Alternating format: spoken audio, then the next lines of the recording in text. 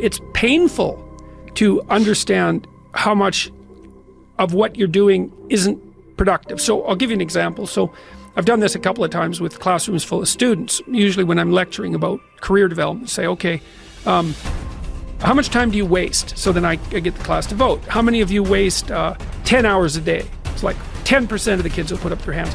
And it's interesting because I don't define what constitutes waste. I just ask the question. So they're diagnosing themselves, right? I'm not saying you're wasting 10 hours a day. I'm just asking. It's like, given your own attitude, how much time are you wasting? 10 hours a day. It's like 10% of the people put up their hands. Well, when you get to like 6 hours a day, 80% of the people put up their hands. So then we do the arithmetic. It's like, because I like doing arithmetic with people. People hate arithmetic, but I like doing it. It's like, okay, 6 hours a day. It's 42 hours a week. So let's call that a work week, 40 hours a week. So that's a work week. Let's say, what's your time worth? You're a university student.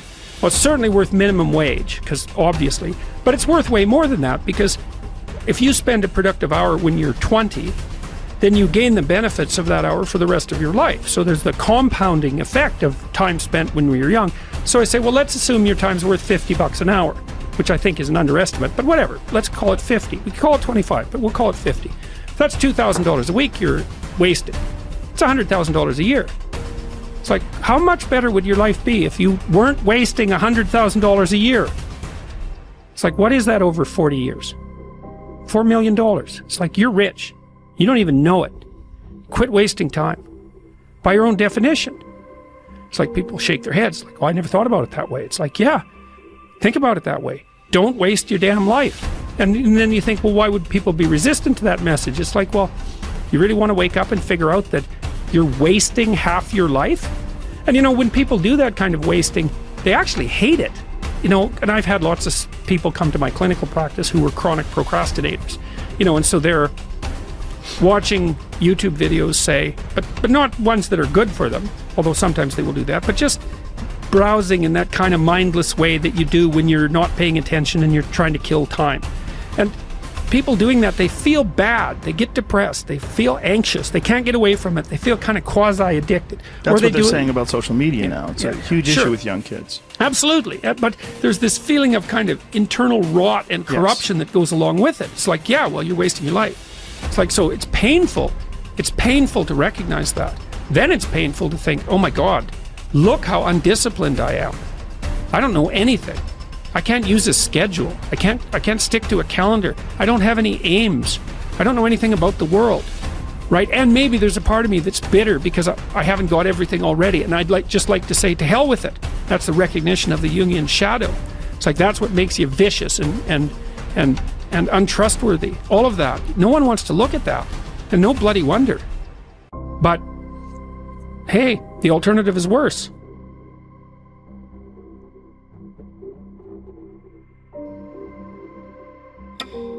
I hate it when I see young people wasting their time, wasting all this technology got, just sitting around in this world that's been created for you, that everything is instant.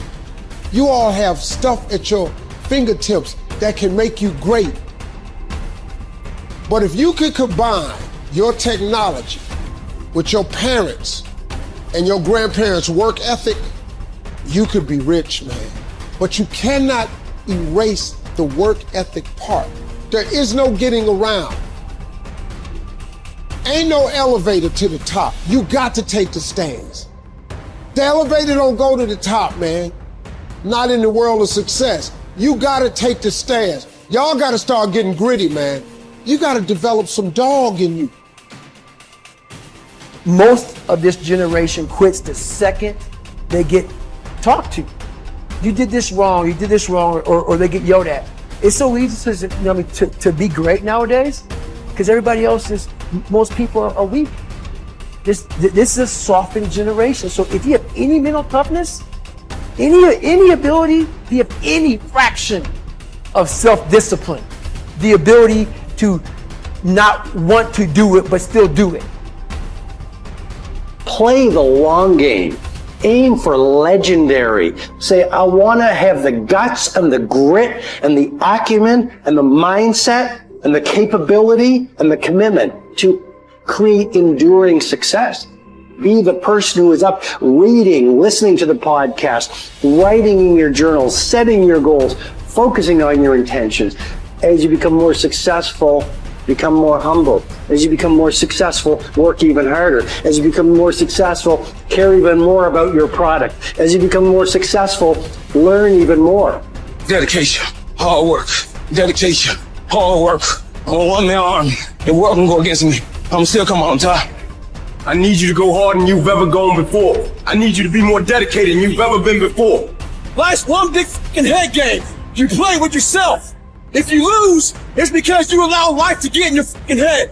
It's you. You've got to make it your personal business to make it happen. And you've got to resolve within yourself that I'm the one. I'm the one to make this happen. I'm the one to become successful. I'm the one. I'm the one. No matter how bad it is or how bad it gets, I'm going to make it.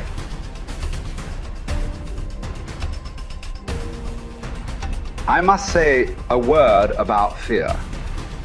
It is life's only true opponent. Only fear can defeat life. It is a clever, treacherous adversary, how well I know. It has no decency, respects no law or convention, shows no mercy. It goes for your weakest spot, which it finds with unnerving ease. It begins in your mind, always, so you must fight hard to express it. You must fight hard to shine the light of words upon it.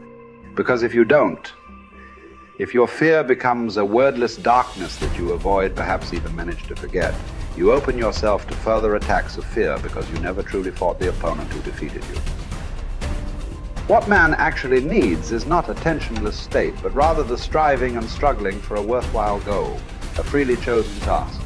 What he needs is not the discharge of tension at any cost, but the call of a potential meaning waiting to be fulfilled by him.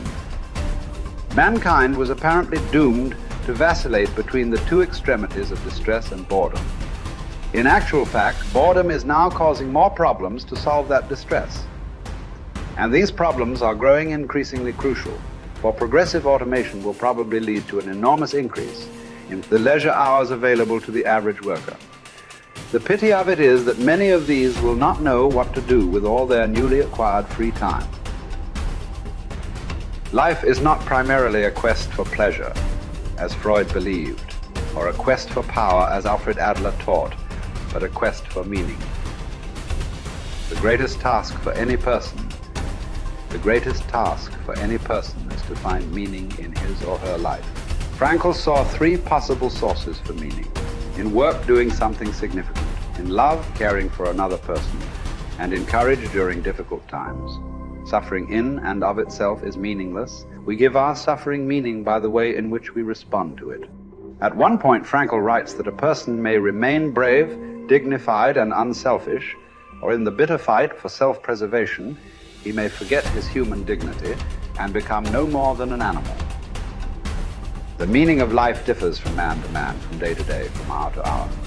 What matters, therefore, is not the meaning of life in general, but rather the specific meaning of a person's life at a given moment. To put the question in general terms would be to the question posed to a chess champion. Tell me, master, what is the best move in the world?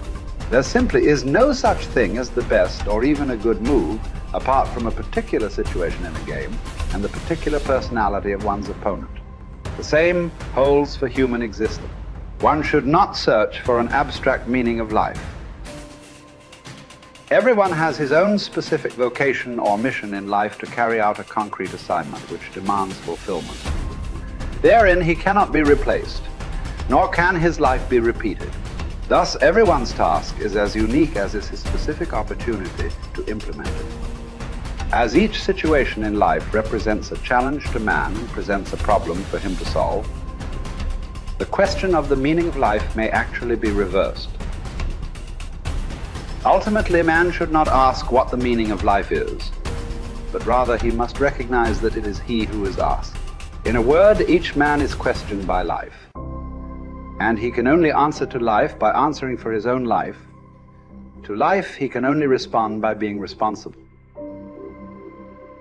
The way in which a man accepts his fate and all the suffering it entails, the way in which he takes up his cross, gives him ample opportunity, even under the most difficult circumstances, to add a deeper meaning to his life, it may remain brave, dignified, and unselfish.